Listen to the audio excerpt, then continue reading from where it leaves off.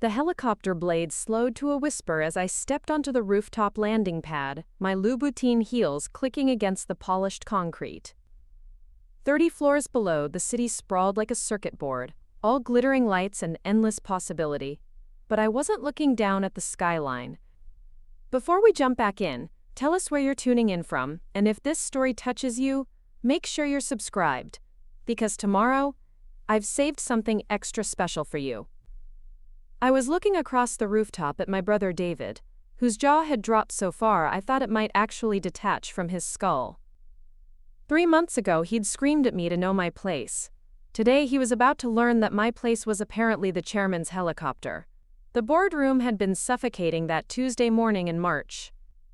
Floor-to-ceiling windows offered a view of downtown Seattle that should have been inspiring, but all I could focus on was the mahogany table that seemed to stretch for miles between me and respect.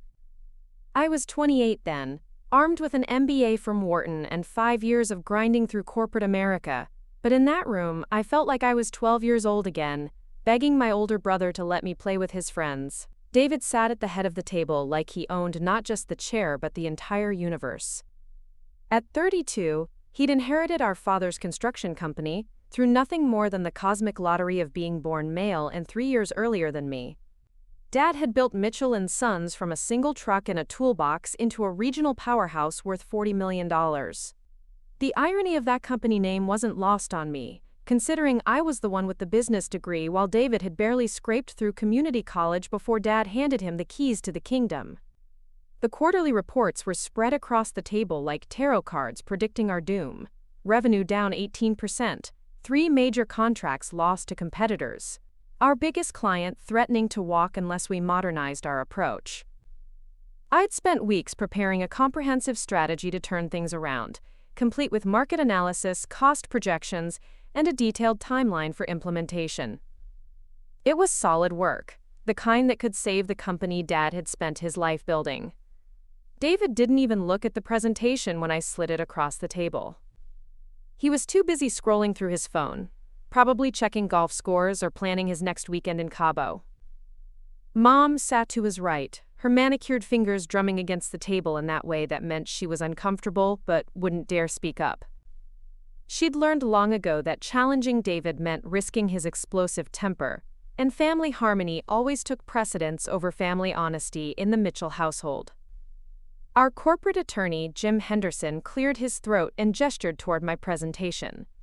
Rebecca's put together some interesting proposals here. Maybe we should take a look before we make any major decisions about the company's direction. His voice carried the careful neutrality of a man who'd learned to navigate family politics alongside corporate law. That's when David finally looked up from his phone, his eyes finding mine across the table with the kind of cold dismissal I'd grown accustomed to over the years. Rebecca's got some interesting ideas, I'm sure. But let's be realistic here. This company was built by men who understood construction, not by someone who's never held anything heavier than a pen. His words landed like slaps, each one designed to remind me of my place in the family hierarchy. I kept my voice steady, professional. The construction industry is changing, David. Our competitors are embracing new technologies, sustainable practices, digital project management. We're losing ground because we're stuck in 1995, while everyone else is moving toward 2025. I gestured to the presentation he'd ignored.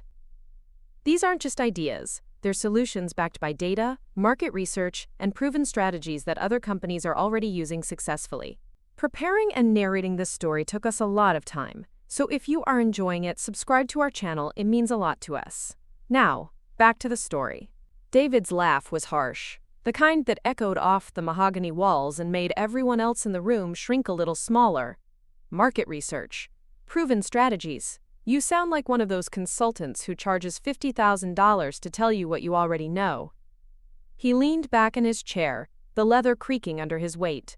Dad built this company with his hands, not with PowerPoint presentations and fancy charts. He understood that construction is about muscle, not mathematics. Mom's fingers stopped drumming.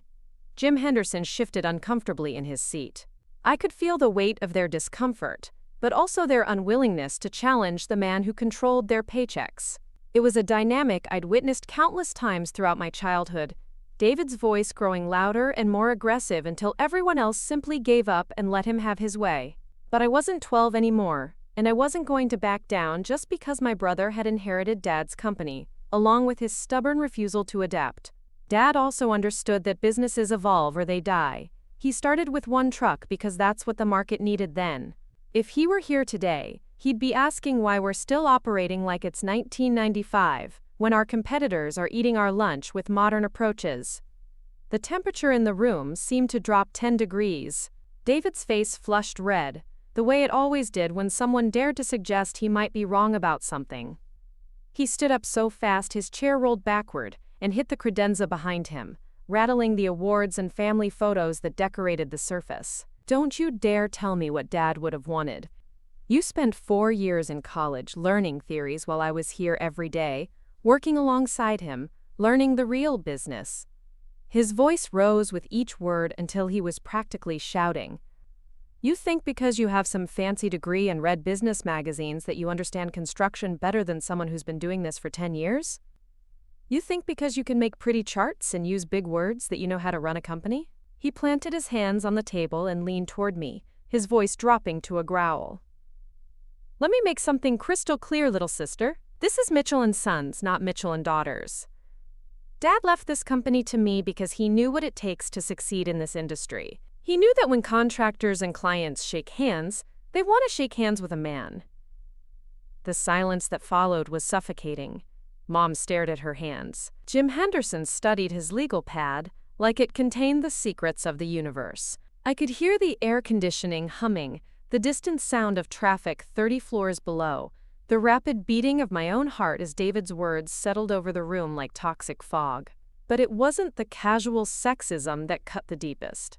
It wasn't even the dismissal of my education and experience. It was the way he said little sister. Like those 2 words contained everything he'd ever thought about me. Everything he'd ever believe I could be. Small. Lesser. Permanently relegated to watching from the sidelines while he played the game that mattered. I stood up slowly, gathering my presentation materials with steady hands, even though my chest felt like it was on fire. You're right, David. Dad did leave the company to you. And in 18 months, you've managed to lose nearly 20% of the business he spent 30 years building. I slid the folder into my briefcase and looked him directly in the eyes. When this company goes under, don't say nobody tried to help you save it. That's when he exploded. Not just angry, but volcanic, the kind of rage that makes grown men scary and dangerous. Help me? His voice cracked like a whip across the boardroom. You think I need help from someone who's never worked a real day in her life? You think I need business advice from someone who's never managed anything more complicated than a checking account? He walked around the table toward me, and for a moment, I thought he might actually grab me, shake me, do something physical to punctuate his fury. Instead, he stopped just close enough that I could smell his cologne mixed with the bitter coffee on his breath. His voice dropped to a whisper that somehow felt more threatening than his shouting. Know your place, Rebecca. You're not Dad. You're not me. You're not even a real Mitchell as far as this business is concerned. You're just someone who happened to be born into this family, and that doesn't give you the right to waltz in here and tell me how to run my company.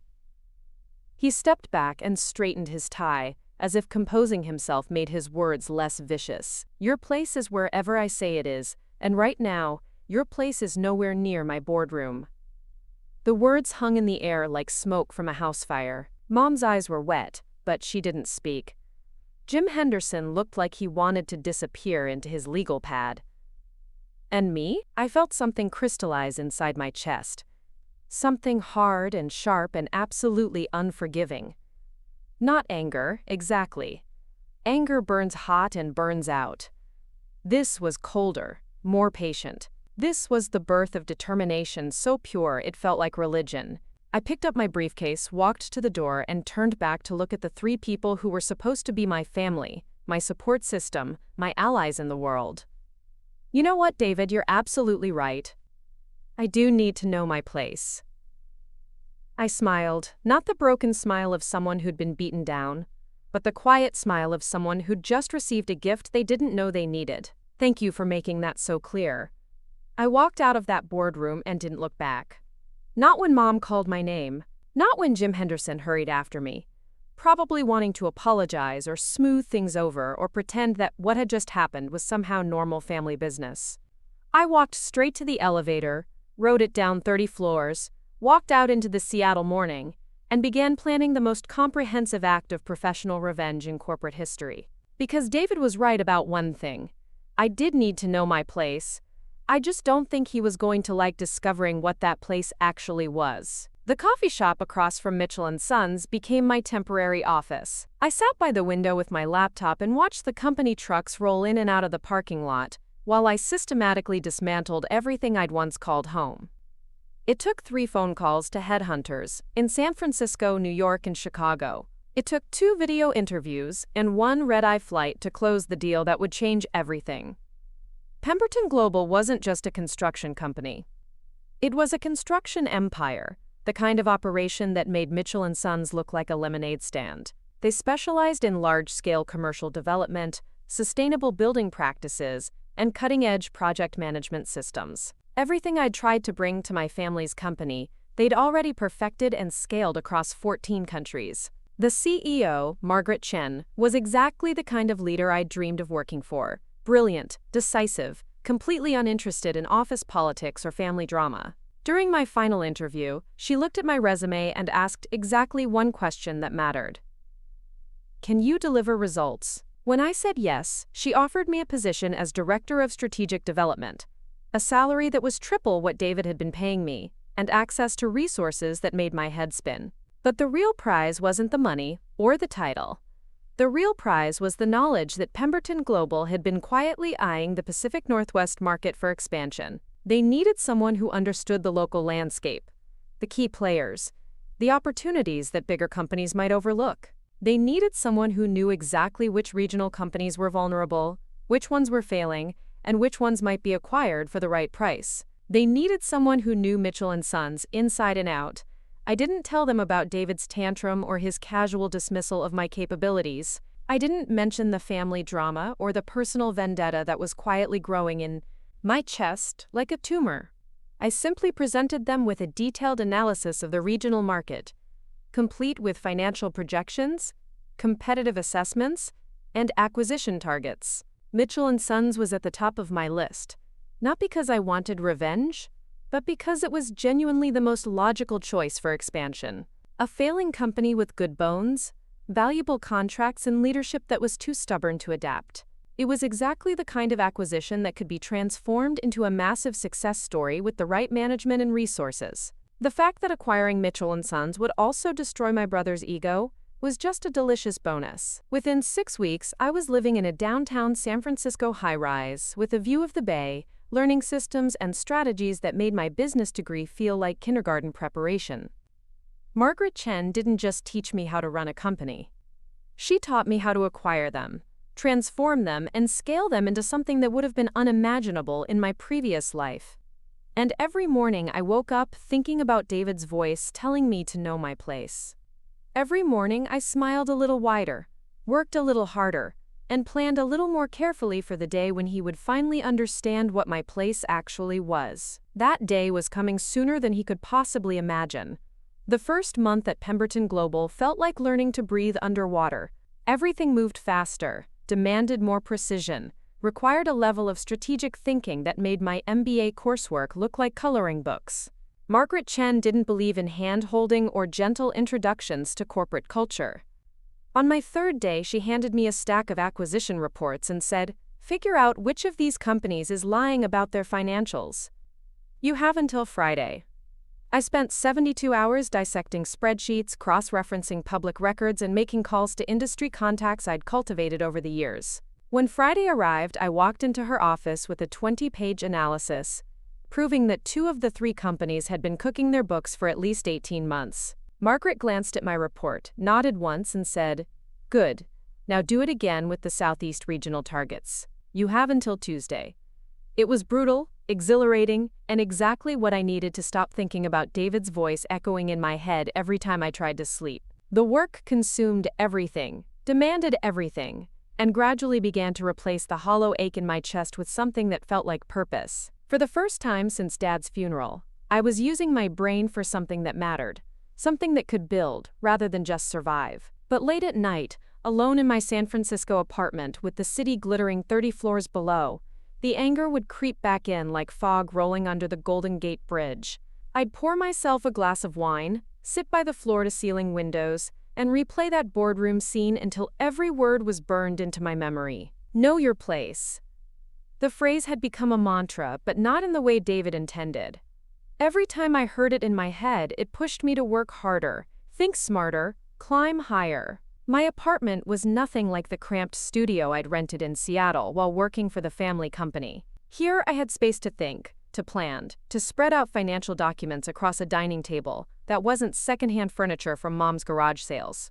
The walls were white and clean, decorated with abstract art I'd chosen myself, rather than family photos that reminded me of everything I'd lost. It was a life that belonged entirely to me, funded by work that valued my contributions rather than tolerated them. The isolation was intentional. I deleted most of my Seattle contacts from my phone, unfollowed family friends on social media, and created a careful distance between Rebecca the disappointing daughter and Rebecca the rising corporate strategist. Mom called twice during those first weeks, her voice tight with the kind of forced cheerfulness that meant she was pretending everything was normal. "How's the new job, honey? David says you're working for some big company now. Maybe you could come home for dinner this weekend and tell us all about it." I never returned the calls. What was I supposed to say, that I was learning to destroy companies like the one David was running into the ground? That I spent my days analyzing acquisition targets and by nights dreaming about the look on his face when he finally realized I wasn't his helpless little sister anymore? Mom wouldn't understand the transformation happening inside me, the way corporate success was hardening into something sharper and more dangerous than simple ambition. The work itself was intoxicating. Margaret had assigned me to lead the due diligence team for Pacific Northwest expansion, which meant I got to dissect every major construction company from Vancouver to Portland. I knew the players, understood the market dynamics, and could identify opportunities that analysts from New York or Chicago might miss. Within 2 months, I'd identified 12 potential acquisition targets, ranging from small specialty contractors to mid-sized regional players. Mitchell & Sons was number 3 on my list, right behind a Portland-based green building company and a Vancouver firm specializing in high-rise construction. I told myself I was being objective, that the company's declining performance and outdated practices made it a logical choice for acquisition and transformation. But every time I opened that file, every time I reviewed the financial projections and market analysis, I felt something that had nothing to do with professional judgment. The numbers told a story that was both predictable and satisfying. David had inherited a company with solid fundamentals, reliable contracts, and a reputation built over 3 decades. In 18 months under his leadership, profit margins had shrunk by 22%, client retention had dropped to 67%, and 3 major contracts had been lost to competitors who offered more modern approaches to project management and sustainable building practices. Everything I'd predicted in that boardroom was happening exactly as I'd warned. The construction industry was evolving, embracing new technologies and environmental standards, while Mitchell & Sons remained stubbornly committed to approaches that had worked in 1995 but were becoming obsolete in 2025. David's refusal to modernize wasn't just bad business strategy, it was corporate suicide in slow motion. But what surprised me was how little satisfaction I felt watching the company decline from a distance. I'd expected to feel vindicated, proven right, maybe even a little smug about David's failures. Instead, I felt hollow. This was Dad's life work disintegrating because my brother was too proud to admit he needed help. These were employees I'd known for years, people with families and mortgages and dreams, watching their job security evaporate, because David couldn't evolve beyond the management style he'd inherited. The worst part was the social media glimpses of home that I couldn't quite stop myself from checking. Mom posted photos of family dinners where my empty chair had apparently been replaced by David's latest girlfriend, a 25-year-old marketing coordinator named Ashley, who laughed at his jokes and called him babe in the comments. David posted pictures from golf tournaments and weekend trips to his cabin, living like a man without a care in the world while his company slowly bled money and reputation. He never mentioned me, never acknowledged that I'd existed, or that I'd tried to help, or that I'd been right about everything that was now falling apart. It was like I'd been erased from the family narrative, written out of the story as cleanly as if I'd never been born. The casual cruelty of that erasure was almost worse than his original dismissal. At least when he'd screamed at me to know my place, he'd acknowledged I existed. My colleagues at Pemberton Global knew nothing about the personal dimension of my Pacific Northwest analysis. To them, I was simply a talented analyst with insider knowledge of regional markets. Margaret praised my thoroughness, my insights, my ability to identify opportunities that other consultants had missed.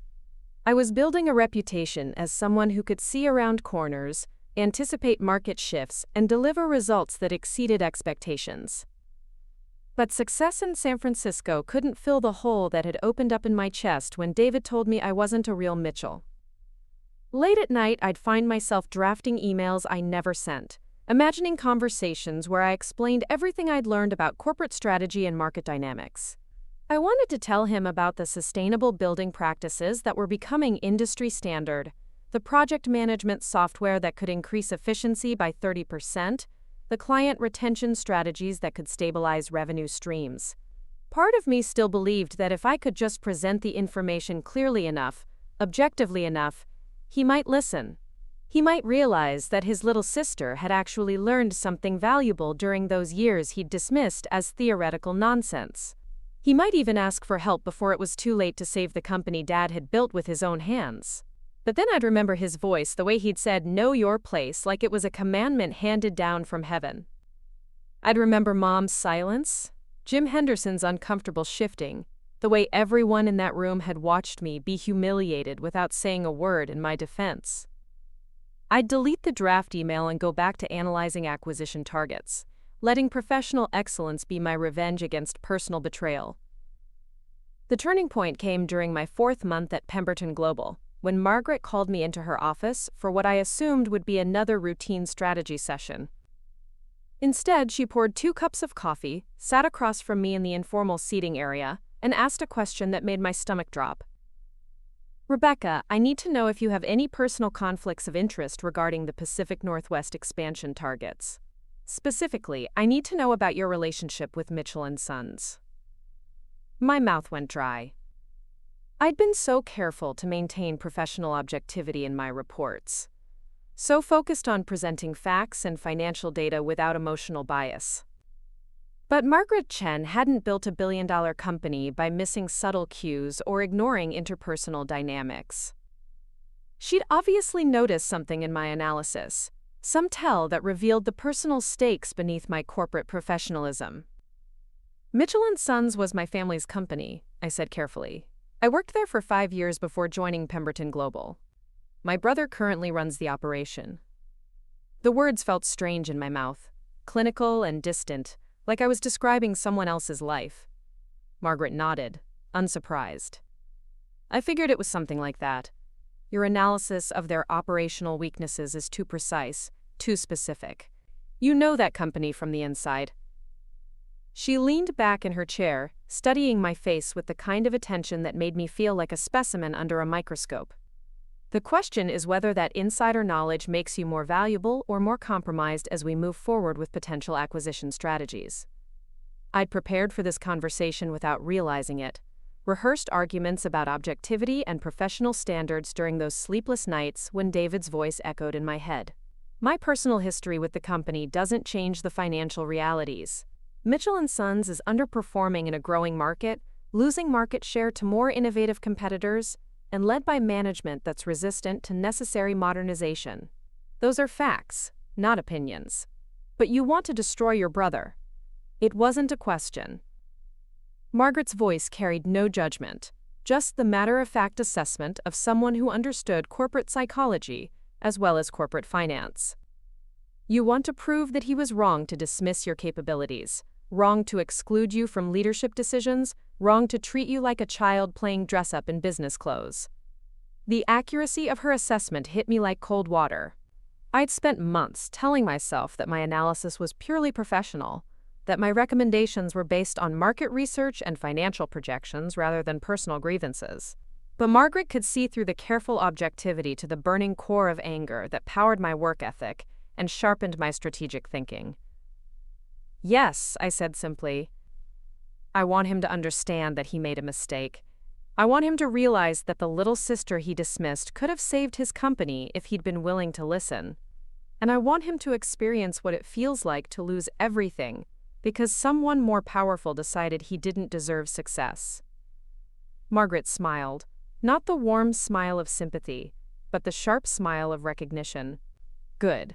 Personal motivation is the most reliable predictor of exceptional performance. The analysts who deliver extraordinary results are always the ones with something to prove. She leaned forward, her expression becoming more serious.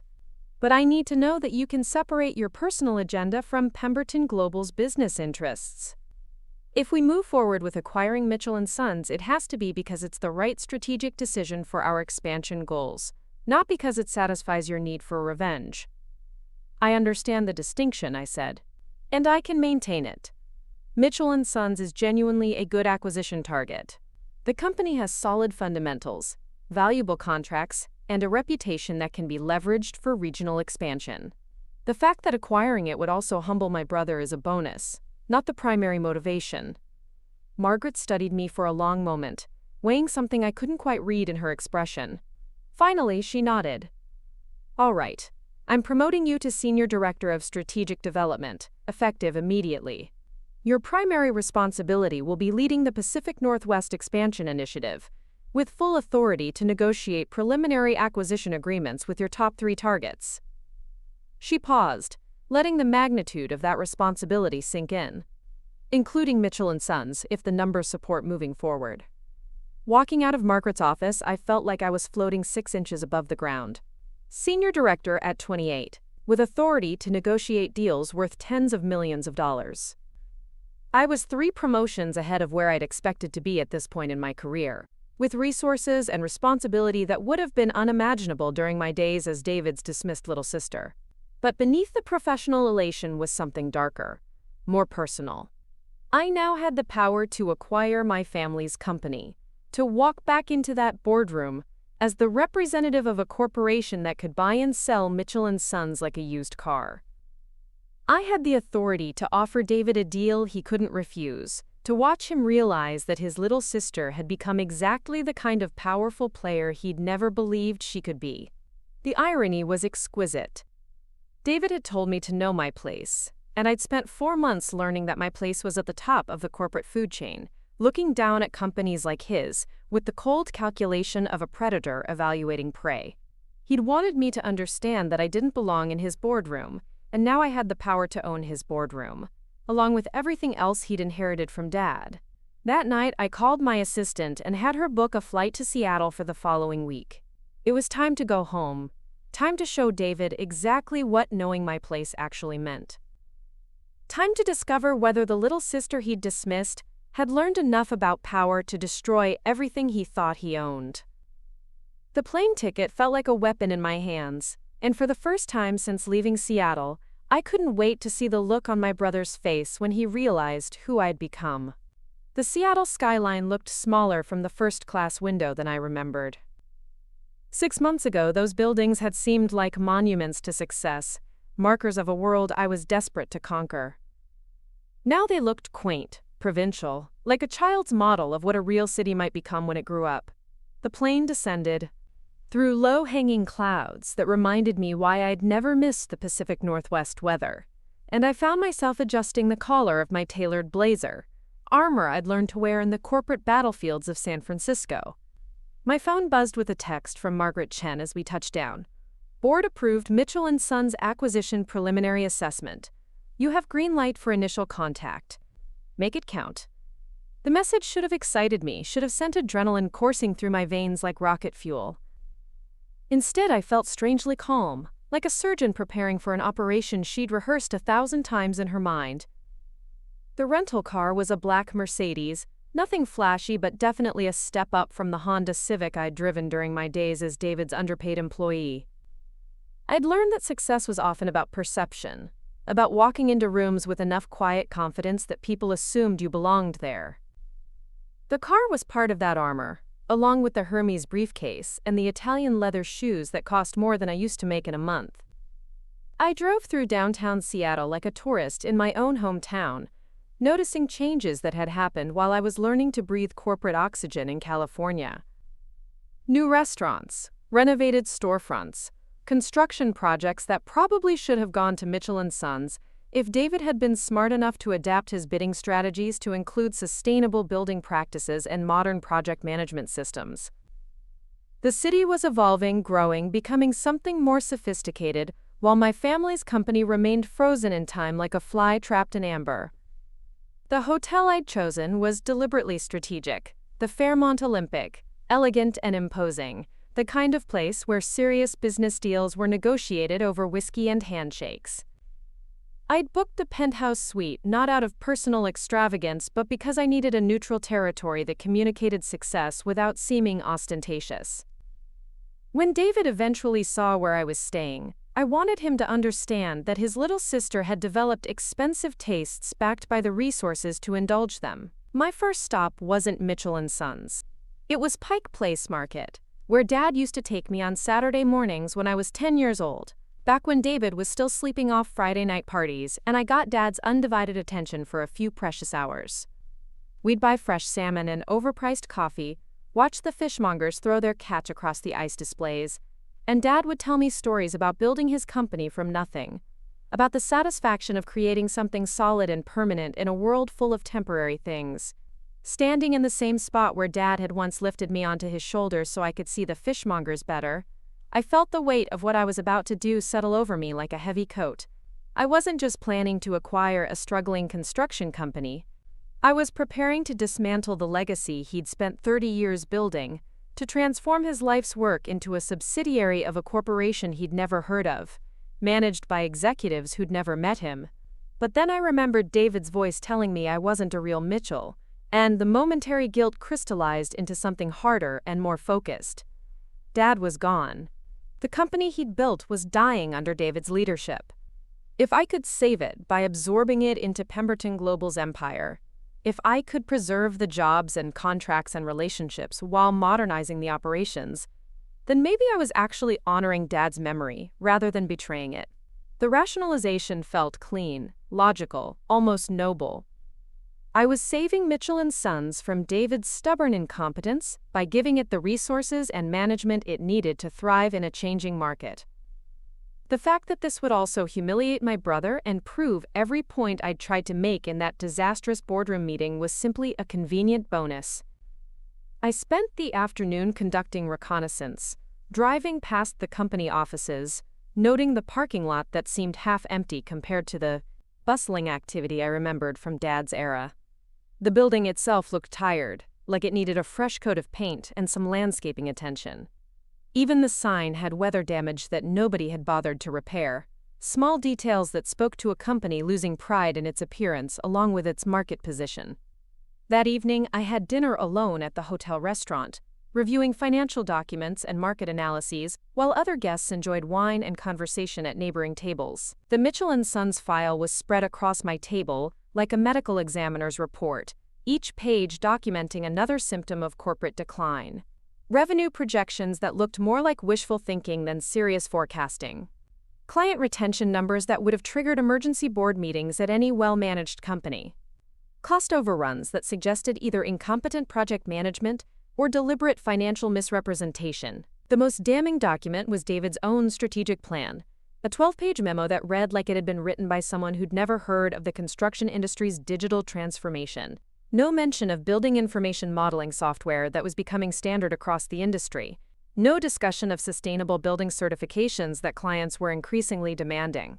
No acknowledgement that younger project managers expected integrated communication systems rather than phone calls and handwritten notes. It was exactly the kind of strategic blindness that made companies vulnerable to acquisition by more sophisticated competitors. David had inherited a solid regional player and was systematically transforming it into exactly the kind of target that corporations like Pemberton Global identified, acquired, and transformed into profitable subsidiaries. He was practically writing the acquisition proposal himself through sheer incompetence. My phone rang while I was reviewing the client retention analysis, and Mom's name appeared on the screen like a ghost from a life I'd been trying to forget. I stared at the phone for 3 rings, debating whether to answer. whether I was ready for whatever emotional manipulation she'd prepared to lure me back into the family dysfunction. "Hi, Mom." My voice sounded strange to my own ears, formal and distant, like I was answering a business call from a client I didn't particularly want to work with. "Rebecca, sweetheart, I heard you were in town. David mentioned seeing your rental car downtown this afternoon." Her voice carried that same forced cheerfulness I remembered from our last conversation, the tone that meant she was pretending everything was normal while carefully avoiding any topic that might cause conflict. "I was hoping you might have time for dinner tomorrow night, just the family. Ashley's making her famous lasagna." The casual way she mentioned Ashley, David's girlfriend, as if this woman was now a permanent fixture in family gatherings while I'd been erased from the dinner table, sent a spike of anger through my chest. But I kept my voice level, professional. "I'm in Seattle on business, Mom. My schedule is pretty packed." "Oh." The disappointment in her voice was genuine, which somehow made it worse than if she'd been faking concern for appearance's sake. "Well, maybe just coffee then? I miss you, honey. We all miss you. David's been asking about you, wondering how you're doing with your new job." The lie was so transparent, I almost laughed. David hadn't asked about me, hadn't wondered about my success or failure, hadn't given me a moment's thought since the day I walked out of his boardroom. Mom was manufacturing concern because that's what mothers do, creating fictional harmony to avoid confronting the reality that her family had fractured along lines that couldn't be repaired with lasagna and forced conversation. "I'll call you if my schedule opens up," I said, which we both knew meant I wouldn't call. "Give my regards to David and Ashley." I hung up before she could respond, before she could pile more guilt onto the conversation, before I could weaken and agree to some awkward family dinner where everyone pretended the last 6 months hadn't happened. The phone felt heavy in my hand, loaded with the weight of relationships I'd severed in pursuit of something that felt more important than family harmony. But as I sat there in the hotel restaurant, surrounded by financial documents that would determine Mitchell & Son's future, I couldn't shake the feeling that I was crossing a line I wouldn't be able to uncross. Once I initiated acquisition proceedings, once I walked back into David's world as a representative of corporate power he couldn't match, there would be no pretending this was about business rather than revenge. The next morning brought Seattle's signature drizzle, the kind of persistent mist that made everything look gray and uncertain. I dressed carefully, choosing a charcoal suit that conveyed authority without aggression, jewelry that suggested success without ostentation. The goal was to look like exactly what I'd become, a senior executive with the resources and authority to change David's life permanently, but also like someone he might still recognize as the sister he'd once taught to ride a bike. My first meeting was with Jim Henderson, the family attorney who'd witnessed my humiliation in that boardroom 6 months ago. His law firm occupied the 32nd floor of Columbia Center, with views that stretched across Elliott Bay toward the Olympic Mountains. The receptionist led me to a conference room where Jim waited with coffee, and the kind of nervous energy that suggested he knew this meeting was more significant than I'd indicated when scheduling it. "Rebecca, you look wonderful. Success obviously agrees with you." He stood to shake my hand, and I noticed how his eyes took in my expensive suit, my confident posture, the briefcase that probably cost more than most people's monthly rent. "I have to admit, I was surprised to hear from you. Pleased but surprised." I sat across from him at the polished conference table, the same kind of mahogany surface where David had told me to know my place. "I'm in Seattle on business, Jim. Specifically, I'm here representing Pemberton Global in preliminary discussions about potential acquisitions in the Pacific Northwest construction market." His expression shifted subtly, professional curiosity replacing social pleasantries. Jim Henderson had been practicing corporate law for 25 years, long enough to recognize the tone of voice that preceded significant business developments. "Pemberton Global, that's the outfit based in San Francisco, right? Major player in commercial construction and development?" Among other things. I opened my briefcase and removed a leather portfolio that contained enough documentation to bury Mitchell & Sons in legal complexity. "We're exploring opportunities for regional expansion, companies with solid fundamentals but unrealized potential. Companies that might benefit from additional resources and more sophisticated management approaches." Jim's face went pale as he began to understand the implications of what I was saying. "Rebecca, please tell me you're not here to discuss acquiring Mitchell & Sons." "I'm here to discuss acquiring several regional companies, Jim. Mitchell & Sons happens to be one of them." I slid a preliminary analysis across the table, 20 pages of financial data and market projections that painted a comprehensive picture of David's failures. Based on our assessment, the company shows significant potential for growth under proper management, but current leadership appears to be struggling with the transition to modern industry standards. He flipped through the pages with the focused attention of someone reading his own obituary. Every chart, every graph, every financial projection was meticulously accurate, professionally prepared, and devastating in its implications. The document didn't just analyze Mitchell & Sons' weaknesses. It dissected them with surgical precision, identifying every mistake David had made and quantifying the cost of his stubborn refusal to modernize. "This is thorough," Jim said finally, his voice carefully neutral. Almost too thorough for a preliminary assessment. He looked up from the documents with the kind of direct gaze that had made him successful in a profession built on reading people's motivations. "How long have you been planning this, Rebecca?" "I've been doing my job, Jim. Analyzing market opportunities and identifying acquisition targets that align with Pemberton Global's expansion strategy." The answer was technically true, though it sidestepped the more complex question of when professional analysis had merged with personal vendetta. "Mitchell & Sons fits our criteria for companies that could benefit from additional resources and more sophisticated management." Jim set the documents aside and leaned back in his chair, suddenly looking older than his 58 years. "David's going to see this as a betrayal? He's going to think his sister is trying to steal the company his father left him. David's going to see this as an opportunity to save a company that's currently failing under his leadership." My voice carried the same cool professionalism I'd learned from Margaret Chen, the tone that made emotional arguments irrelevant in the face of financial realities. "Pemberton Global isn't interested in stealing anything. We're interested in investing in regional companies with growth potential, providing them with resources and expertise they couldn't access independently.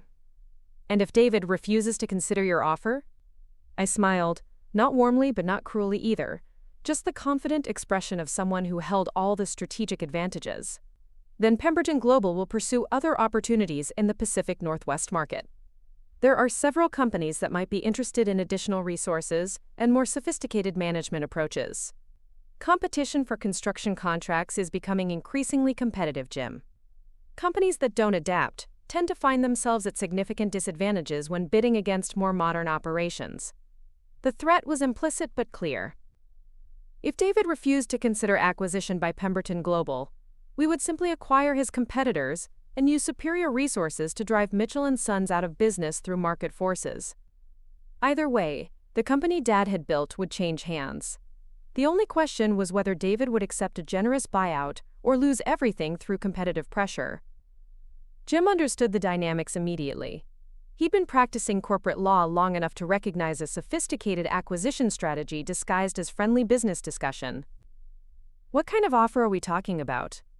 I opened my briefcase again and removed a document that had taken Pemberton Global's financial team 3 days to prepare. $47 million for complete acquisition, with retention of key personnel and preservation of existing contracts. David would receive a 5-year consulting agreement worth $2 million annually, plus equity participation in the expanded Pacific Northwest operations. The number hit Jim like a physical blow. $47 million was more than Mitchell & Sons was worth on paper, a premium that reflected both the company's strategic value and Pemberton Global's desire to close the deal quickly and cleanly. David would walk away wealthy, with ongoing income and the opportunity to participate in the success of a properly managed operation. It was, by any objective measure, an extraordinarily generous offer, which made it impossible for David to refuse without looking like an idiot, and impossible for him to accept without acknowledging that his little sister had become the kind of corporate power player he'd never believed she could be. "This is a serious offer," Jim said, studying the terms with the careful attention they deserved. "More than serious. This is the kind of offer that could set David up for life." "It's a fair offer," I corrected. "Fair to all parties involved. Pemberton Global gets access to regional markets and established client relationships. Mitchell & Sons gets the resources and management expertise it needs to compete effectively in a changing industry. And David gets compensated appropriately for the value he's built. What I didn't say was that the offer was also designed to be humiliating in the most sophisticated way possible. David would have to acknowledge that everything I'd told him about modernization and strategic planning had been correct. He'd have to accept that his little sister had become successful enough to buy his company with what amounted to pocket change for her employer. He'd have to sit in meetings where I explained how Pemberton Global would implement all the changes he'd refused to consider. Most devastatingly, he'd have to do all of this while maintaining a professional demeanor, while pretending to be grateful for the opportunity, while acting like a mature businessman rather than the angry child who'd screamed at me to know my place. Jim closed the offer document and looked at me with something that might have been admiration or might have been horror. "You've thought of everything, haven't you? The financial terms, the legal structure, the psychological pressure points. This isn't just an acquisition proposal. This is a masterpiece of corporate revenge. This is business, Jim. Personal feelings don't enter into corporate strategy." The words sounded hollow even to me, but they maintained the fiction that I was acting as a dispassionate professional rather than a sister settling scores. "The question is whether you think David will be receptive to discussing the proposal. I think David's going to lose his mind when he realizes who's behind this offer." Jim gathered the documents and slid them into a folder with his firm's letterhead. "But I also think he's going to have to take it seriously, because the alternative is watching his company die slowly while more sophisticated competitors eat his market share." I stood and smoothed my skirt, preparing to leave Jim with enough documentation to keep him busy for the rest of the week. "I'll be in Seattle for the next few days, staying at the Fairmont Olympic. When David's ready to discuss the proposal, he can reach me through normal business channels." "Rebecca," Jim's voice stopped me at the conference room door. "Are you sure you want to do this? Once you pull this trigger, there's no taking it back. David's your brother. He's family." I turned to face him, and for just a moment, I let him see past the corporate professionalism to the anger that had been driving me for 6 months. "David made it very clear that I'm not family, Jim. He told me to know my place, and I've learned exactly what that place is. Now he's going to learn what his place is." Walking out of Jim Henderson's law firm, I felt like I was walking out of my old life entirely. The elevator descended 32 floors while I watched Seattle shrink below me, and by the time I reached the lobby, I was no longer David's little sister returning home with hurt feelings and wounded pride. I was Rebecca Mitchell, Senior Director of Strategic Development for Pemberton Global, and I had just set in motion the sequence of events that would transform my brother from the man who'd dismissed my capabilities into someone who would spend the rest of his life wondering how badly he'd underestimated the quiet sister he'd never bothered to understand. My phone buzzed with a text message as I stepped onto the sidewalk. "Margaret Chen, checking in from San Francisco. How did the initial contact go?" I typed back quickly, efficiently, like the corporate executive I'd become. "Attorney has the preliminary offer. Expect response within 48 hours. We'll keep you updated on developments." But as I walked back to my rental car, I found myself thinking about the look on Jim Henderson's face when he'd asked if I was sure I wanted to pull this trigger. The truth was I'd pulled the trigger 6 months ago when I walked out of David's boardroom. Everything since then had just been loading the gun. Now all I had to do was wait for David to realize that his little sister had learned to shoot. The call came at 6:30 in the morning, 48 hours after I delivered the acquisition proposal to Jim Henderson. I was in my hotel suite, reviewing market analysis reports while Seattle's gray dawn crept through floor-to-ceiling windows, when my phone erupted with David's name and number. The ringtone seemed louder than usual, more urgent, like the sound of something breaking under pressure. I let it ring 4 times before answering, long enough for him to remember what silence felt like, short enough to avoid seeming petty. "Rebecca Mitchell speaking." My voice was crisp, professional, the tone I'd perfected for conference calls with executives who controlled billion-dollar budgets. "What the hell do you think you're doing?" David's voice cracked like ice under weight, raw fury barely contained by the phone connection. No greeting, no pretense of civility, just pure rage erupting through the digital space between us. Jim Henderson just spent 2 hours explaining why some corporate vulture wants to buy Dad's company, and then he tells me the vulture is my own sister. I sipped my coffee, letting the bitter warmth ground me in the moment, while David's anger crashed against my carefully constructed calm. I am representing Pemberton Global in preliminary acquisition discussions, David. It's business, not personal. The lie tasted clean in my mouth, practiced and professional, though we both knew the truth was infinitely more complicated. Business? His laugh was harsh, desperate, the sound a drowning man might make while going under for the third time. You're trying to steal Dad's company and you want to call it business? You're trying to destroy everything he built and you think that's just corporate strategy? Through the hotel window, I could see the Seattle skyline awakening, office buildings flickering to life as the city prepared for another day of commerce and competition. Somewhere in that urban landscape, David was falling apart while I remained perfectly composed, and the symmetry felt like justice served ice cold. I'm offering to save Mitchell & Sons from bankruptcy, David. Your company is failing. Revenue down 23%, client retention at historic lows, 3 major contracts lost to competitors who understand modern construction practices.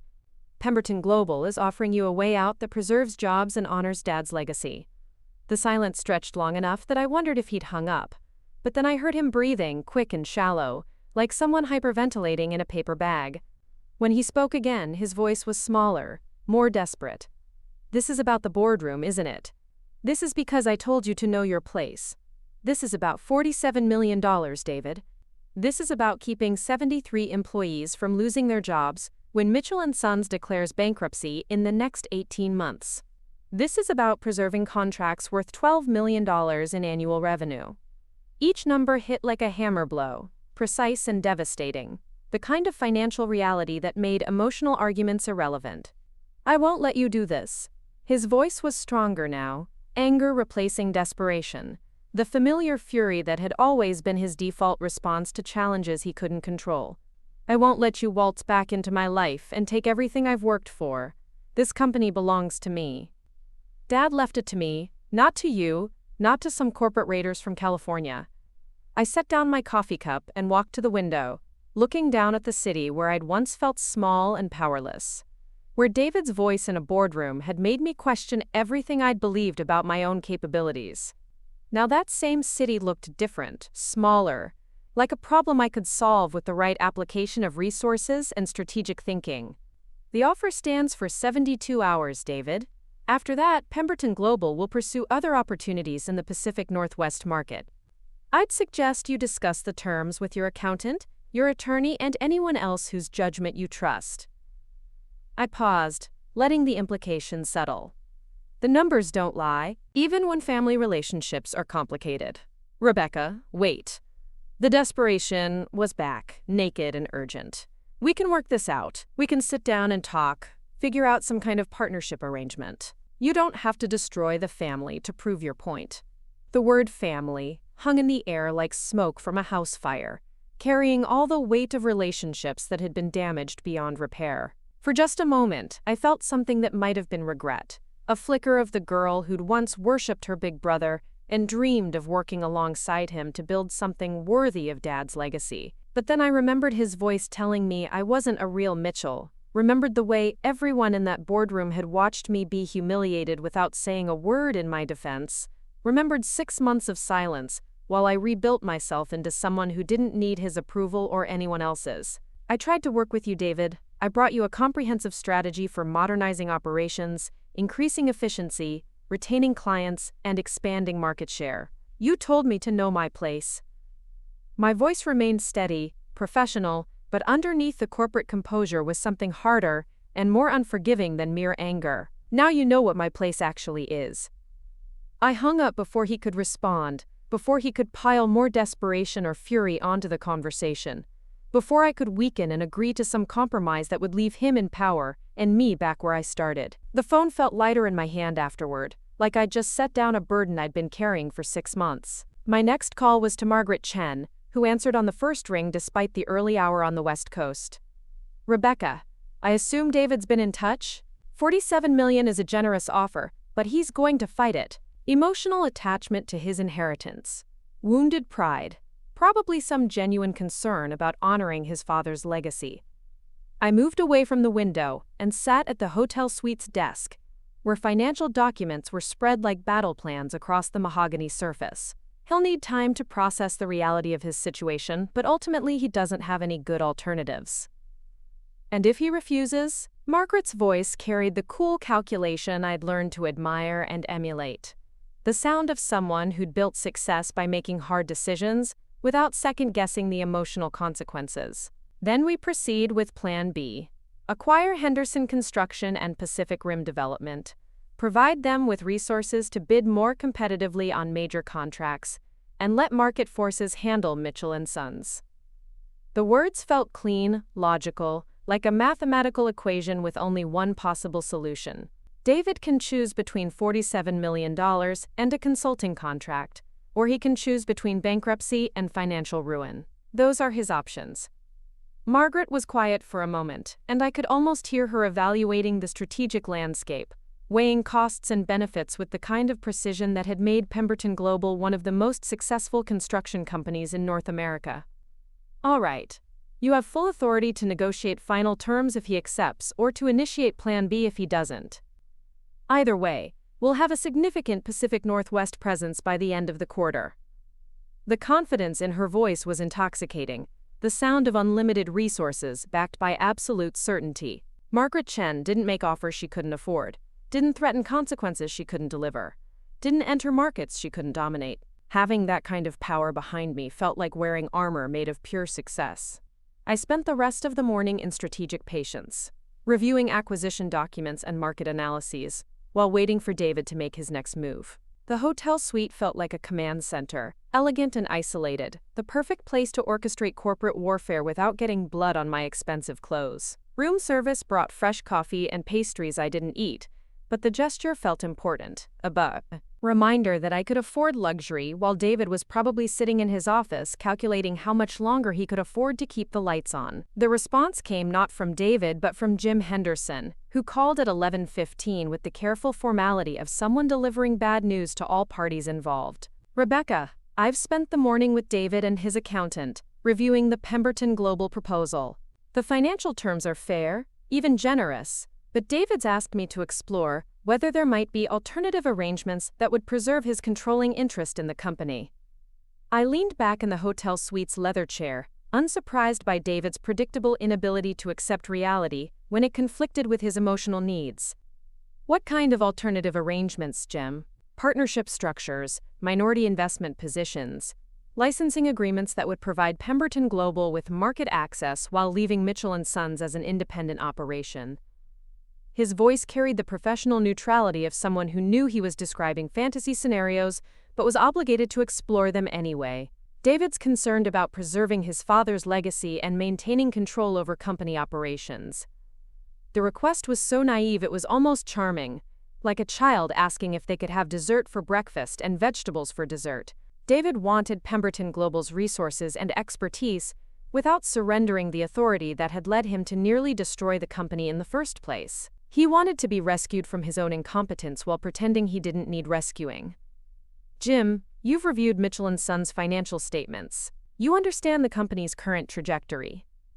I kept my voice patient, educational, like I was explaining basic mathematics to someone who'd never learned to count. Pemberton Global isn't interested in propping up failing management or subsidizing poor strategic decisions. We're interested in acquiring companies with solid fundamentals and transforming them into profitable operations through superior resources and expertise. I understand the business logic, Rebecca, but from David's perspective, this feels like his sister using corporate power to settle personal scores. Quote, Jim's voice carried a note of gentle reproach, the tone of someone who'd known me since childhood and remembered when I'd been David's admiring little sister, rather than his corporate nemesis. From David's perspective, a lot of things feel unfair when they don't go his way. The words came out harder than I'd intended, carrying 6 months of accumulated anger, despite my efforts to maintain professional detachment. The question isn't whether David's feelings are hurt. The question is whether he's willing to accept a generous offer that would save his company and preserve his father's legacy, or whether he'd prefer to watch everything collapse while maintaining the illusion of control. Jim was quiet for a long moment, and I could hear him weighing personal loyalty against professional responsibility, trying to find some middle ground between family harmony and financial reality. What if David agreed to a phased transition? 6 months of joint management while he learns Pemberton Global's systems and approaches. The proposal was reasonable, the kind of compromise that might have worked if this were purely a business transaction between strangers who could separate emotional needs from strategic requirements. But David and I weren't strangers, and the damage between us couldn't be healed by transition periods or joint management structures. David had 5 years to learn modern management systems while I was working for Mitchell & Sons, Jim. He had 6 months of warnings about the company's declining performance and suggestions for strategic improvements. He chose to ignore all of that information because it came from someone he didn't respect. I stood and walked back to the window, looking down at the city where David was probably still clinging to the illusion that he could negotiate his way out of consequences he'd created through his own stubbornness. Pemberton Global isn't interested in teaching remedial business management to executives who should have learned these lessons years ago. The silence stretched uncomfortably, filled with the weight of relationships that had been broken beyond repair and business realities that couldn't be wished away through family loyalty or personal sentiment. Finally, Jim sighed, the sound of someone accepting defeat. "I'll communicate your position to David. But Rebecca, I have to ask one more time. Are you sure this is what you want?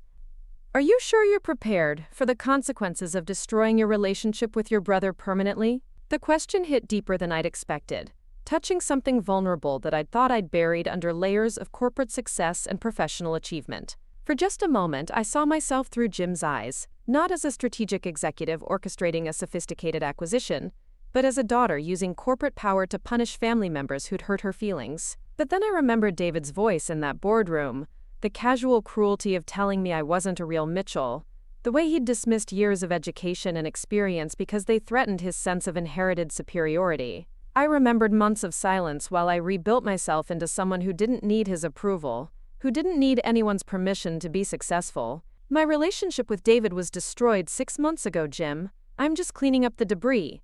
The words felt final, like closing a door that had been hanging open too long. The offer stands for 64 more hours. After that, Pemberton Global will pursue other opportunities.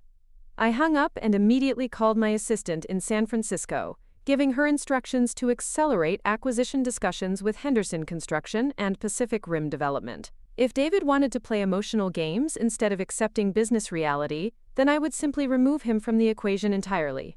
By the end of the week, I would control enough Pacific Northwest construction capacity to bid competitively on every major project in the region, with or without Mitchell & Sons. The afternoon passed in strategic preparation.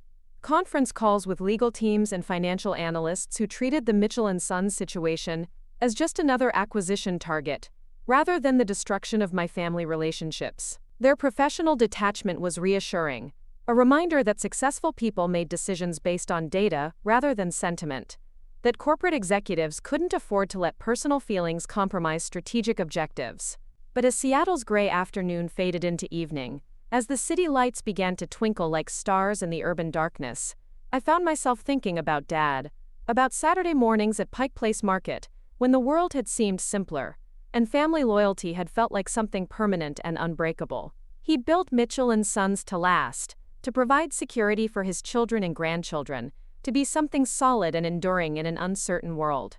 He'd probably never imagined that his legacy would become a weapon in a war between the children he'd tried to raise as allies and partners. But Dad was gone, and the company he'd built was dying under David's leadership.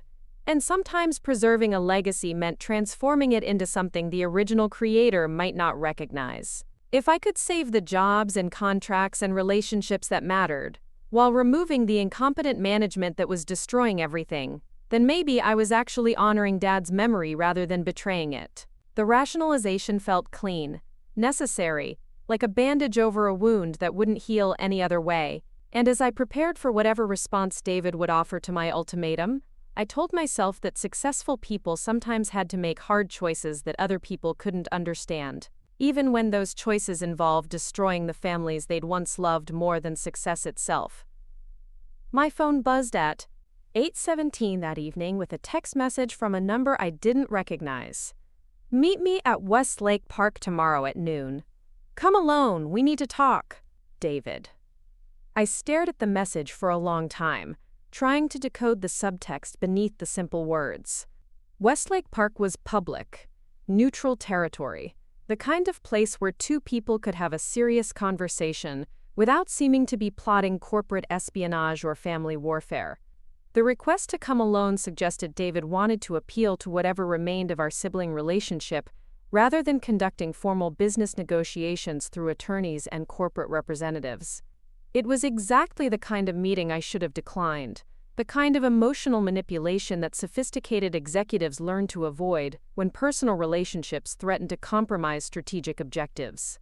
Margaret Chen would have told me to handle all communication through proper business channels, to maintain professional boundaries regardless of family connections. But something in the phrasing of David's message, some note of desperation or defeat, made me hesitate. Maybe he was finally ready to accept reality, to acknowledge that his little sister had become someone whose capabilities he'd dramatically underestimated. Maybe he was prepared to have an adult conversation about business realities and family legacies without letting pride and anger derail rational discussion. Or maybe he was planning one last emotional manipulation, one final attempt to use family guilt and childhood memories to convince me to abandon the strategic advantage I'd worked so hard to achieve. Either way, I was curious enough to find out which version of my brother would show up at Westlake Park. The David who'd spent 6 months ignoring the consequences of his own incompetence. Or the David who might finally be ready to admit that knowing your place sometimes meant accepting help from people you'd previously dismissed. I typed back quickly, professionally. "Noon tomorrow. 15 minutes. His response came immediately. "Thank you." 2 words that carried more weight than any corporate contract, more significance than any acquisition proposal. For the first time since I'd walked out of his boardroom, David had said something that sounded like gratitude, rather than fury. Maybe he was finally beginning to understand what I'd learned during 6 months of corporate success and strategic planning. That knowing your place wasn't about accepting limitations other people imposed on you. It was about understanding exactly how much power you'd accumulated and being prepared to use it without apology. Westlake Park looked smaller than I remembered, like everything else in Seattle since I'd learned to see the world through corporate eyes. The fountain at the center still drew clusters of tourists and office workers, but the space felt diminished somehow, reduced to the scale of childhood memories rather than the grand public square it had seemed when Dad used to bring us here for summer concerts. I arrived 5 minutes early, positioning myself on a bench with clear sightlines and easy exit routes, habits I'd developed during months of high-stakes business meetings, where controlling the environment meant controlling the outcome. My phone showed 3 missed calls from Margaret Chen and 2 text messages about the Henderson Construction acquisition, but I ignored them all. For the next 15 minutes, I wasn't Senior Director of Strategic Development for Pemberton Global. I was just Rebecca Mitchell, waiting to see what was left of the brother who'd once taught me to throw a baseball.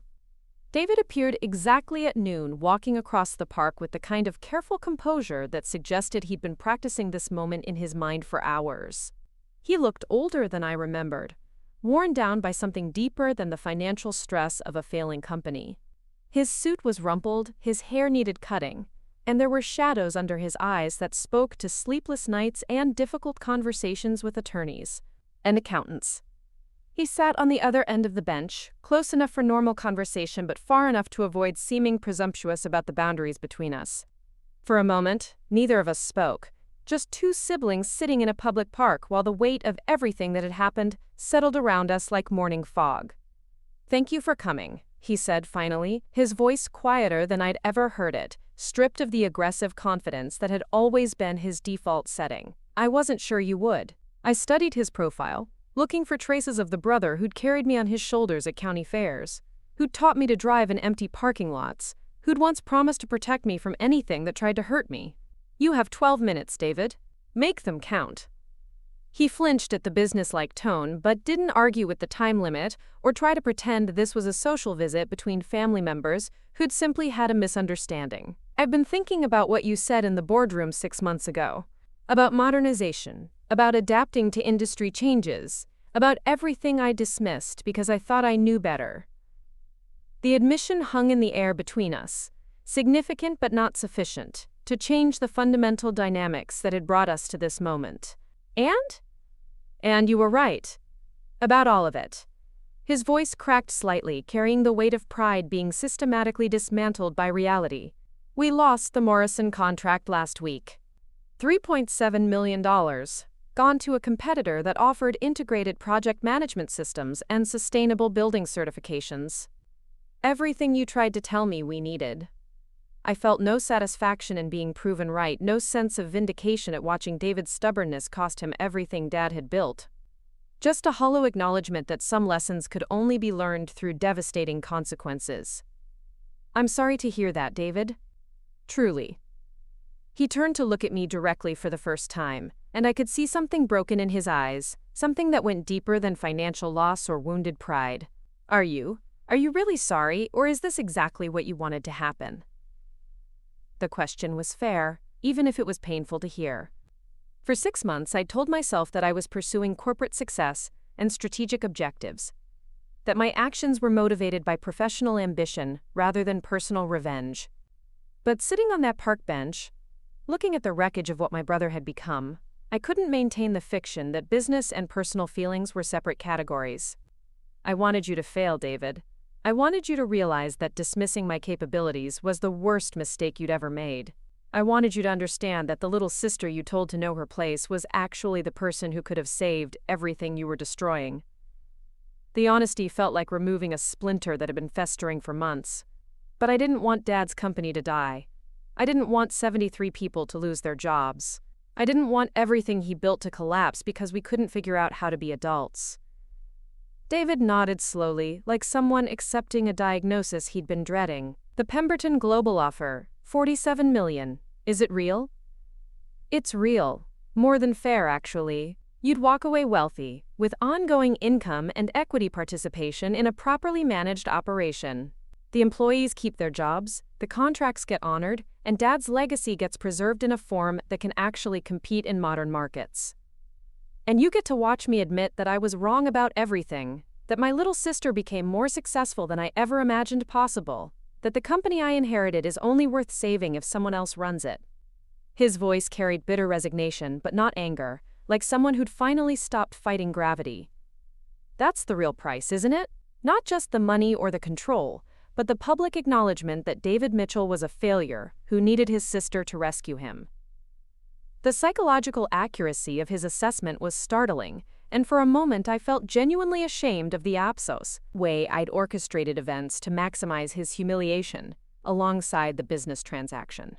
But shame was a luxury I couldn't afford, not when 73 jobs and $12 million in annual revenue hung in the balance.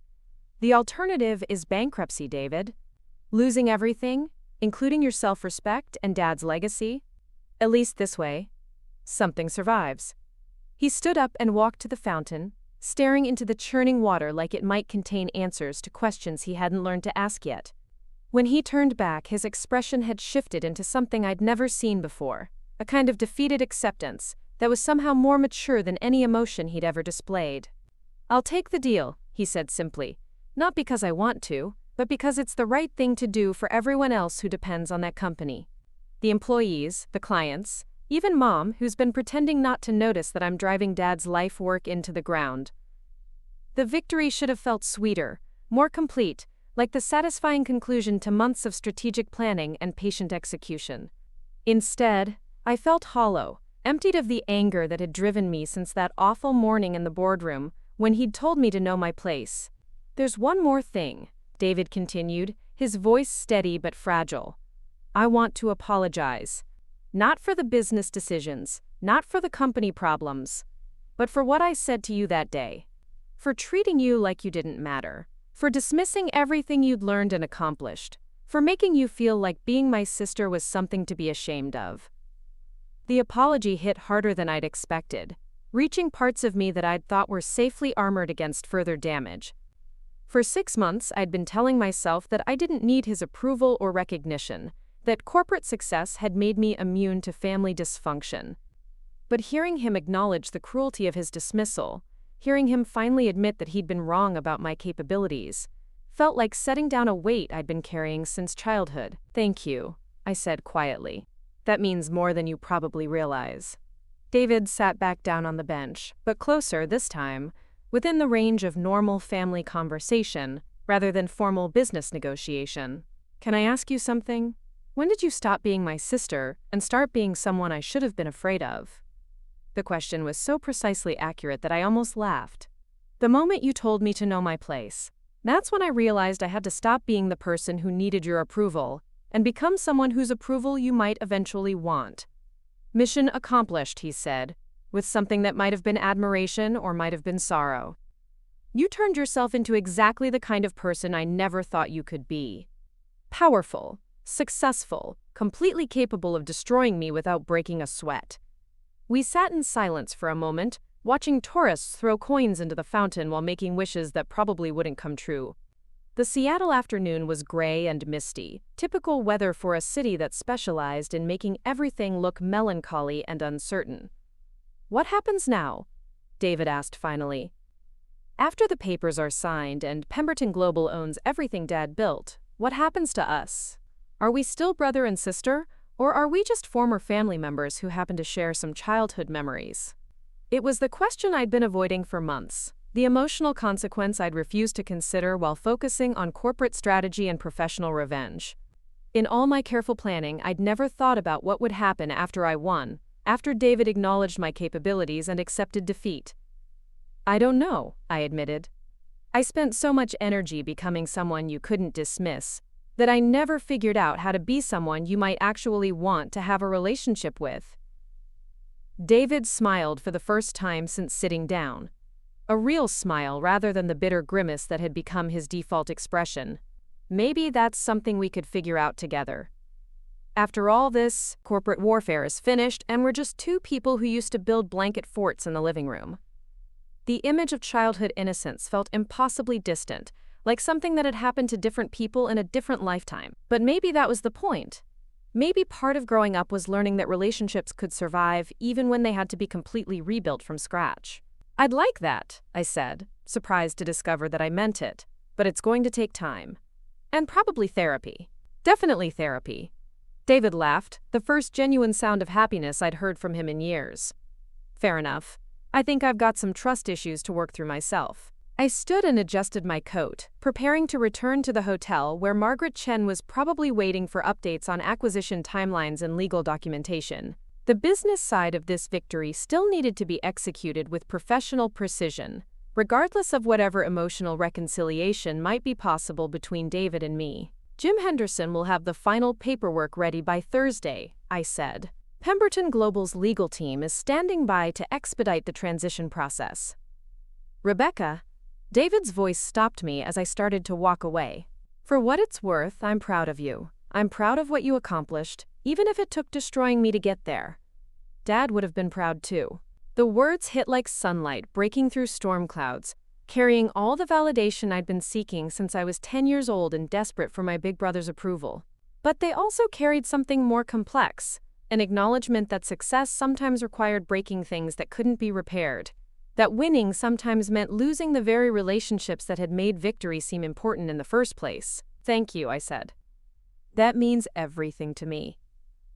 I walked away from Westlake Park feeling lighter and sadder simultaneously, like someone who'd finally reached the summit of a mountain only to discover that the view from the top was more complicated than she'd expected. The helicopter waiting on the hotel rooftop would carry me back to San Francisco, back to Margaret Chen and corporate strategy sessions, and the kind of success that came with corner offices and seven-figure salaries. But it would also carry me away from the last vestiges of the family I'd once belonged to, from the brother I'd finally defeated and somehow, improbably, begun to forgive. Victory was exactly as sweet and bitter as I'd imagined it would be, which meant it was probably the only kind of victory worth achieving. As the helicopter lifted off from downtown Seattle, carrying me above the city where I'd learned what my place actually was, I looked down at the lights stretching toward Puget Sound, and realized that knowing your place wasn't the limitation David had intended it to be. It was the beginning of everything I'd never dared to imagine I could become. Up next, you've got 2 more standout stories right on your screen. If this one hit the mark, you won't want to pass these up. Just click and check them out.